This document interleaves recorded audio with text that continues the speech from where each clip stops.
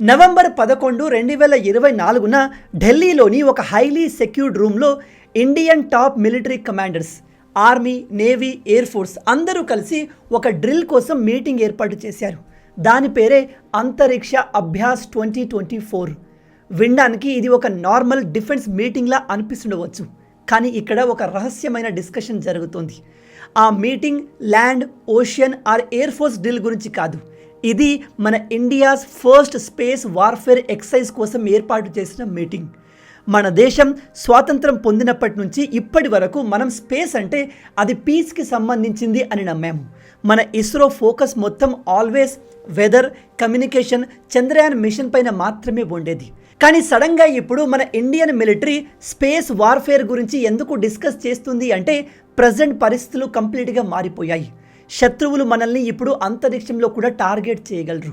ఇప్పుడు భూమిపైన యుద్ధాలు జరగడం కంటే అంతరిక్షంలో దాదాపు 500 కిలోమీటర్ల ఎత్తులో ఒక సైలెంట్ యుద్ధం స్టార్ట్ అయింది.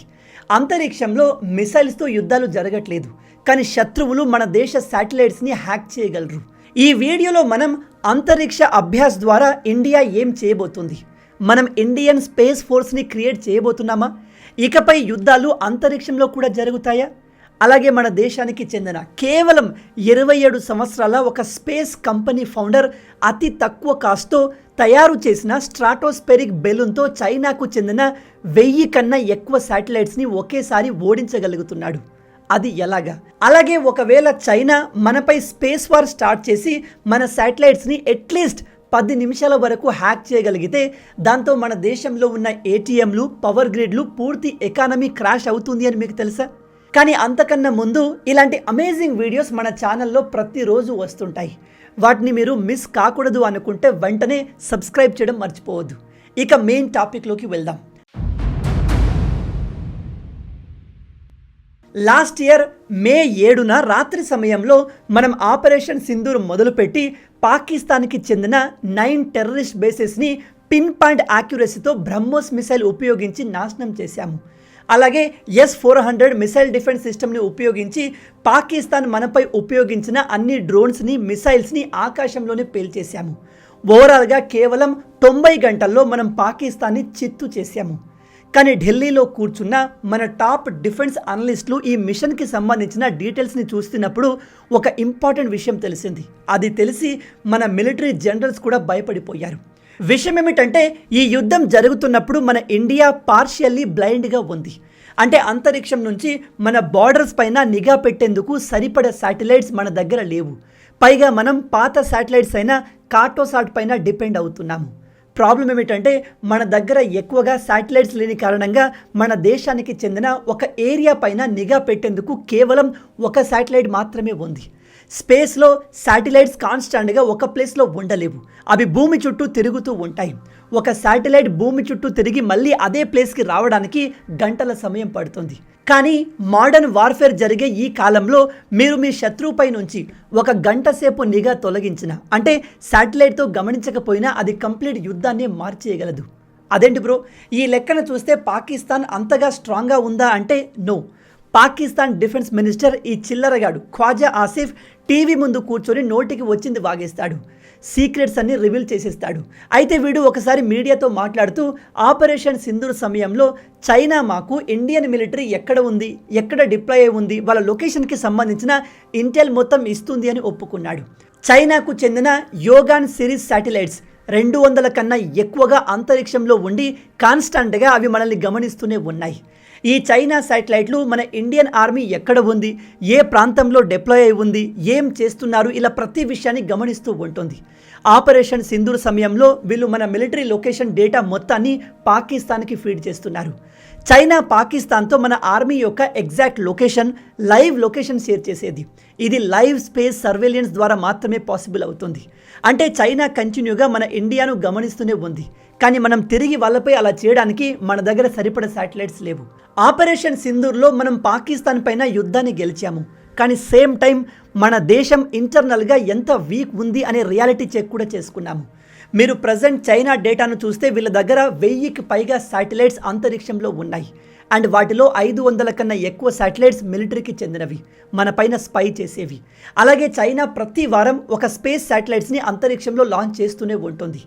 ఇక మన విషయానికి వస్తే ప్రజెంట్ మన భారత్ దగ్గర 15 కన్నా తక్కువ డెడికేటెడ్ మిలిటరీ శాటిలైట్స్ ఉన్నాయి. ఇది చిన్న గ్యాప్ కాదు, చాలా పెద్దది. ఇది మన దేశానికి ఒక సైలెంట్ ఎమర్జెన్సీ లాంటిది. కానీ మన భారత్ ఏం తక్కువ కాదు. దీనికి మనం సొల్యూషన్ని ఫైండ్ అవుట్ చేశాము. రేపు చైనా అంతరిక్షంలో ఎక్స్ట్రాలు చేస్తే ఆ దేశాన్ని ఎలా కంట్రోల్ చేయాలో తెలుసుకున్నాము. అయితే దానికి ఆన్సర్ స్పేస్లో లేదు. మన దగ్గర చైనాతో కంపేర్ చేస్తే చాలా తక్కువ శాటిలైట్స్ ఉన్నాయి. మరి అలాంటప్పుడు మనం కూడా చైనా లాగా ఎక్కువ శాటిలైట్స్ని అంతరిక్షంలోకి పంపాలా అంటే నో. మన ఇండియా ఈ గేమ్ రూల్స్ మొత్తం మార్చేసింది. శాటిలైట్స్ సాధారణంగా మన భూమి నుంచి మ్యాక్సిమం 2000 కిలోమీటర్ల ఎత్తులో ఉంటాయి. దాన్నే LEO, లో ఎర్త్ ఆర్బిట్ అంటారు. శాటిలైట్స్ అంత ఎత్తులో ఉండడం కూడా వాటికి ప్రమాదమే. ఎందుకంటే ఇవి గంటకి 28,000 కిలోమీటర్ల వేగంతో భూమి చుట్టూ తిరుగుతూ ఉంటాయి. అంటే దీని అర్థం మనం శాటిలైట్స్కి అంతరిక్షం నుంచి శత్రువుల లొకేషన్ ఫైండ్ అవుట్ చేయాలి, శత్రువుల పైన నిఘా పెట్టాలి అంటే ఈచ్ రెవల్యూషన్కి కేవలం కొన్ని నిమిషాల టైం మాత్రమే ఉంటుంది. అది అంత మంచిది కాదు. మరి దీన్ని ఏ విధంగా ఫిక్స్ చేయాలి, దీనికి సొల్యూషన్ ఏంటి అంటే అదే స్ట్రాటోస్పియర్. నార్మల్ కమర్షియల్ ఏరోప్లేన్లు 10 నుంచి 12 కిలోమీటర్ల ఎత్తు వరకు ట్రావెల్ చేయగలవు. అదే శాటిలైట్స్ 160 కిలోమీటర్ల ఎత్తులో ఉంటాయి. ఈ రెండింటి మధ్య ఉండే ఈ జోన్ అంటే 18 కిలోమీటర్ల నుంచి 25 కిలోమీటర్ల వరకు ఈ మధ్యలో ఉన్న ప్రాంతాన్ని స్ట్రాటోస్పియర్ అంటారు. మన భారత్ ఈ ఏరియాని ఒక కొత్త యుద్ధ రంగంగా తయారు చేస్తుంది. మన ఇండియన్ ఎయిర్ ఫోర్స్ 15,000 కోట్ల రూపాయలు పెట్టి ASHAPS, airship based high altitude pseudo satellite అనే ప్రోగ్రామ్ని అప్రూవ్ చేసింది. దీని ద్వారా మన సైంటిస్టులు హై ఆల్టిట్యూడ్ సూడో శాటిలైట్ తయారు చేస్తున్నారు. దీన్ని ఒక సోలార్ పవర్ డ్రోన్ అని కూడా చెప్పవచ్చు. ఈ డ్రోన్ యొక్క రెక్కలు బోయింగ్ 737 ఏరోప్లేన్ అంత పొడవు ఉంటాయి. దీన్ని కార్బన్ ఫైబర్తో తయారు చేశారు కాబట్టి ఇది ఎక్కువ బరువు కూడా ఉండదు. దీని టోటల్ వెయిట్ 165 కేజీలు మాత్రమే. ఇది ఆకాశంలో 20 కిలోమీటర్ల ఎత్తులో ఎగరగలదు. అంటే ఇందాక చెప్పిన స్ట్రాటోస్పియర్లో ఎగరగలదు. ఇది వన్స్ స్ట్రాటోస్పియర్లో ఎంటర్ అయిందా దాదాపు 90 రోజుల వరకు కంటిన్యూగా ఆకాశంలోనే ఎగురుతూ ఆపరేట్ చేయగలదు. ఒకసారి ఇమాజిన్ చేయండి, మన హిమాలయాలు LAC అంటే చైనా బార్డర్ ఏరియాలో 20 కిలోమీటర్ల ఎత్తులో ఇలాంటి డ్రోన్ కంటిన్యూగా 90 రోజుల వరకు శత్రువుల్ని మానిటర్ చేస్తూ ఆ డేటా మొత్తాన్ని మన మిలిటరీకి షేర్ చేస్తే మనం చైనాని కౌంటర్ చేయడం చాలా ఈజీ అవుతుంది. మొత్తంగా మన భారత్ చైనాను కౌంటర్ చేయడానికి ఒక మెథడ్ కనిపెట్టింది అనిపిస్తుంది కదూ. కానీ ప్రాబ్లం అక్కడితో అయిపోలేదు. ఈ టెక్నాలజీ పేపర్ పైన రెడీగా ఉంది. కానీ మన గవర్నమెంట్లో పనిచేసే ఉద్యోగుల వర్క్ స్పీడ్ మనకు తెలుసు కదా. మన గవర్నమెంట్ ఈ డ్రోన్స్ని బార్డర్లో మాస్ లెవెల్లో డిప్లాయ్ చేయడానికి వీళ్ళు ఇంకా చాలా ఇయర్స్ తీసుకుంటారు. అప్పటికల్లా చైనా ఇంకా అడ్వాన్స్ అయిపోతుంది. మన సిస్టమ్ ఇంత స్లో ఉన్నప్పుడు మరి మనల్ని కాపాడడానికి ఎవరు ఉంటారు అంటే అక్కడే ఎంటర్ అవుతుంది బెంగళూరుకి చెందిన ఇంకో స్టార్టప్. ఆ కంపెనీని స్టార్ట్ చేసింది కేవలం 27 సంవత్సరాల ఒక యువకుడు. చైనా దగ్గర 500 కన్నా ఎక్కువగా స్పై శాటిలైట్స్ ఉన్నాయని తెలిసి భారత ప్రభుత్వం ఆశ్చర్యపోయింది. అండ్ దాన్ని కౌంటర్ చేయడానికి ఒక అతిపెద్ద and very risky project start చేసింది. అక్టోబర్ 2024లో మోడీ గారు ఈ మెగా ప్రాజెక్ట్ని స్టార్ట్ చేశారు. అదే SBS-3, స్పేస్ బేస్డ్ సర్వేలియన్స్ 3. ఇందులో మన భారత్ 27,000 కోట్ల రూపాయలు ఖర్చు పెట్టి 52 స్పై శాటిలైట్స్ని అంతరిక్షంలో లాంచ్ చేయబోతుంది. అయితే ఈ 52 శాటిలైట్స్లో దాదాపు 32 శాటిలైట్స్ని తయారు చేసేది ఇస్రో కాదు, DRDO కూడా కాదు, ఒక ప్రైవేట్ కంపెనీ. ఇది చాలా రిస్కీ పని. నేషనల్ సెక్యూరిటీకి సంబంధించిన ఒక అతిపెద్ద ప్రాజెక్ట్ని కేవలం 27 సంవత్సరాల ఒక స్టార్టప్ ఫౌండర్ చేతిలో పెట్టారు. ఇలా ఎందుకు చేయాల్సి వచ్చింది అంటే మన గవర్నమెంట్లో పనిచేస్తున్న ఉద్యోగుల స్పీడ్ చూస్తుంటే వీళ్ళు అసలు దేశ డిఫెన్స్లో పనిచేయడానికి పనికి వచ్చేలా కనిపించట్లేదు. అందుకే ఈ మొత్తం పనిని బెంగళూరుకి చెందిన ఒక 27 సంవత్సరాల యువకుడికి అప్పచెప్పారు. ఆ అబ్బాయి పేరు అవైస్ అహ్మద్, ఫౌండర్ ఆఫ్ పిక్సెల్. ఈ పిక్సెల్ కంపెనీ శాటిలైట్లు తయారు చేస్తుంది. అయితే వీళ్ళు శాటిలైట్స్లో నార్మల్ కెమెరాస్ కాకుండా హైపర్ స్పెక్ట్రల్ ఇమేజింగ్ ఉపయోగిస్తారు. నార్మల్ శాటిలైట్ అంతరిక్షం నుంచి భూమిని 3 లేదా 4 లేయర్స్గా డివైడ్ చేసి మానిటర్ చేస్తుంది. కానీ ఈ పిక్సెల్ కంపెనీ శాటిలైట్ భూమిని 250 కన్నా ఎక్కువ లేయర్స్గా డివైడ్ చేసి చాలా క్షుణ్ణంగా పరిశీలిస్తుంది. ఈ శాటిలైట్స్ అంతరిక్షం నుంచి భూమిపై ఉన్న కెమికల్ సిగ్నేచర్ని కూడా ఐడెంటిఫై చేయగలవు. అంటే రేపు మన శత్రువులు ఇలా చెట్ల మధ్య దాక్కున్నా, కనిపించకుండా అడవుల్లో, ఎడారుల్లో గుడారాలు వేసి ఉన్నా కూడా ఇది ఈజీగా ఐడెంటిఫై చేయగలదు. ఆ తర్వాత ఇంకో కంపెనీ గ్యాలాక్స్ ఐ. వీళ్ళ మిషన్ దృష్టి ఆప్టికల్ కెమెరాస్ని, రాడార్స్ని కలిపి ఒకేసారి యూజ్ చేయగలదు. ఇలా చేయగలిగే మొదటి శాటిలైట్ వీళ్ళది. వర్షం పడుతున్నా, భారీ మేఘాలు ఉన్నా, వాతావరణ పరిస్థితి ఎలా ఉన్నా ఈ రాడార్స్ శత్రువులపైన ప్రాపర్గా నిఘా పెట్టగలవు. అలాగే మన మిలిటరీకి 24/7 పాకిస్తాన్, చైనా సర్వేలియన్స్ డీటెయిల్స్ని ఇవ్వగలదు. వన్స్ మన ఈ శాటిలైట్స్ని అంతరిక్షంలో లాంచ్ చేశాక ఈ శాటిలైట్స్ని శత్రువులు టార్గెట్ చేయకుండా ఉండేందుకు దిగంతర అనే ఇంకో స్టార్టప్ స్పేస్కి చెందిన ట్రాఫిక్ రాడార్ని తయారు చేస్తుంది. ఇది అంతరిక్షంలో ఒక క్రికెట్ బాల్ సైజులో ఉన్న ఆబ్జెక్ట్ని కూడా ప్రాపర్గా ఐడెంటిఫై చేయగలదు. అయితే ఈ శాటిలైట్స్ని అంతరిక్షంలో పంపడం మాత్రమే గొప్ప కాదు. లాస్ట్ ఇయర్ మన ఇస్రో స్పేడెక్స్ అంటే స్పేస్ డాకింగ్ ఎక్స్పెరిమెంట్ ద్వారా 2 శాటిలైట్స్ని అంతరిక్షంలో ఒకదాంతో ఒకటి డాక్ చేసింది, కనెక్ట్ చేసి చూపించింది. దీంతో శాటిలైట్స్ని అంతరిక్షంలో రిపేర్ చేయడానికి, రీఫిల్ చేయడానికి మనం కొత్త రాకెట్స్ని లాంచ్ చేయాల్సిన అవసరం లేదు.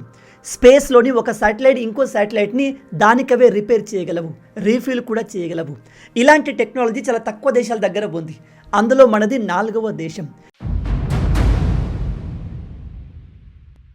ఇదంతా విన్నాక స్పేస్ వార్ అనేది కేవలం మన సోల్జర్స్కి సంబంధించింది మాత్రమే అనుకోకండి. ఎందుకంటే ఇది ఆల్రెడీ మన జీవితాల్లో కూడా ఎంటర్ అయిపోయింది. మన పార్లమెంటే స్వయంగా యాక్సెప్ట్ చేసింది. రీసెంట్లీ జమ్మూ అండ్ అమృత్సర్ ప్రాంతంలో 400 కన్నా ఎక్కువగా జీపీఎస్ స్పూఫ్లు జరిగాయి. అంటే శత్రువులు ఈ ప్రాంతంలో జీపీఎస్ పనిచేయకుండా చేస్తారు. దాంతో జీపీఎస్లో ఆల్వేస్ రాంగ్ లొకేషన్ చూపిస్తుంది. దానికి ఈ ప్రాంతంలో ఎగిరే విమానాలు ఎఫెక్ట్ అవుతాయి. విమానాలకు దారి తెలియక క్రాష్ అయ్యే అవకాశం కూడా ఉంది. చాలాసార్లు పైలట్లు ఎమర్జెన్సీ ల్యాండింగ్ కూడా చేయాల్సి వచ్చింది. దీని నుంచి మనల్ని మనం కాపాడుకోవడానికి భారత్ ఒక సొంత జీపీఎస్ సిస్టమ్ నావిక్ని లాంచ్ చేసింది. కానీ లాస్ట్ ఇయర్ దీని మెయిన్ సిస్టంలో ప్రాబ్లం రావడంతో ఇది పనిచేయడం ఆగిపోయింది. దాంతో మన దగ్గర శత్రువులపైన నిఘా పెట్టే శాటిలైట్స్ ఎక్కువగా లేకుండా పోయాయి. ఇప్పుడు మీరు అనుకోవచ్చు, జీపీఎస్ని స్పూఫ్ చేస్తే ప్రాబ్లం ఏంటి బ్రదర్, నేను గూగుల్ మ్యాప్ని యూజ్ చేస్తాను అని. మ్యాప్స్ అనేవి కేవలం మీకు రోడ్ చూపించడం మాత్రమే కాదు, మీ డేటా టైంని కూడా సింక్ చేస్తుంది. మీరు నమ్మరు, కేవలం ఒక 10 నిమిషాల వరకు అంతరిక్షంలో ఉన్న మన శాటిలైట్స్ని చైనా హ్యాక్ చేయగలిగితే ఏం జరుగుతుందో తెలుసా? దేశవ్యాప్తంగా ఉన్న ఏటీఎంలు ఏవి కూడా పనిచేయవు, ఆగిపోతాయి. స్టాక్ మార్కెట్ కుప్పకూలి వేల కోట్ల రూపాయలు నష్టపోతాము. అండ్ మన పవర్ గ్రిడ్లన్నీ ఫెయిల్ అయ్యి దేశవ్యాప్తంగా చీకటి కమ్మేస్తుంది. ఓవరాల్గా ఈ స్పేస్ వార్లో ఓడిపోవడం అంటే అది కేవలం మిలిటరీ పరంగా ఓడిపోవడం కాదు, టెక్నికల్లీ అది దేశ ఎకానమీ మొత్తాన్ని ఇంపాక్ట్ చేస్తుంది. ఈ విషయాన్ని అగ్రదేశాలైన అమెరికా, చైనాలు ముందే అర్థం చేసుకుని స్పేస్ ఫోర్స్ని క్రియేట్ చేసుకున్నాయి. కానీ మన భారత్ ఇప్పుడు కేవలం ఒక డిఫెన్స్ స్పేస్ ఏజెన్సీని మాత్రమే ఏర్పాటు చేసింది. ఇప్పటికీ ఈ అగ్రదేశాల్ని కౌంటర్ చేయడానికి మన దగ్గర ఒక ప్రాపర్ ప్లానింగ్ లేదు. ఎందుకంటే మన దగ్గర చైనా, అమెరికా అంతా వేల కోట్ల బడ్జెట్ లేదు అంటే మనది నిరుపేద దేశమని కాదు. మన దేశంలో ఉన్న రాజకీయ నాయకులు తాము ఎల్లప్పుడూ పవర్లో ఉండేందుకు ఫ్రీబీస్ని పంచి ప్రజల్ని సోమరులను చేస్తున్నారు. దానికి బదులు ఆ బడ్జెట్ మొత్తాన్ని ఇలా స్పేస్ ఫోర్స్ పైన, మిలిటరీ పైన ఖర్చు చేస్తే మన జోలికి రావడానికి చైనా, పాకిస్తాన్లు భయపడిపోతాయి. అవునా కాదా? దేని గురించి మీరేమనుకుంటున్నారు? మీ ఆలోచనల్ని కింద కామెంట్లో చెప్పండి. ఈ వీడియో మీకు నచ్చింది అనుకుంటున్నాను. నచ్చితే అలా ఊరికే చూసి వెళ్ళిపోకుండా వీడియోని లైక్ చేయండి. మన తెలుగు యువతను ఎంత వీలైతే అంత దేశభక్తులుగా మార్చాలనే మిషన్తో పనిచేస్తున్నాము. మన ఛానల్ని సబ్స్క్రైబ్ చేసుకొని ఆ మిషన్లో మీరు భాగం అవ్వండి. రాబోయే వీడియోలో ఇంకో ఇంట్రెస్టింగ్ టాపిక్తో మళ్ళీ కలుద్దాం. అంటిల్ దెన్, జై హింద్, జై భారత్, భారత్ మాతాకి జై.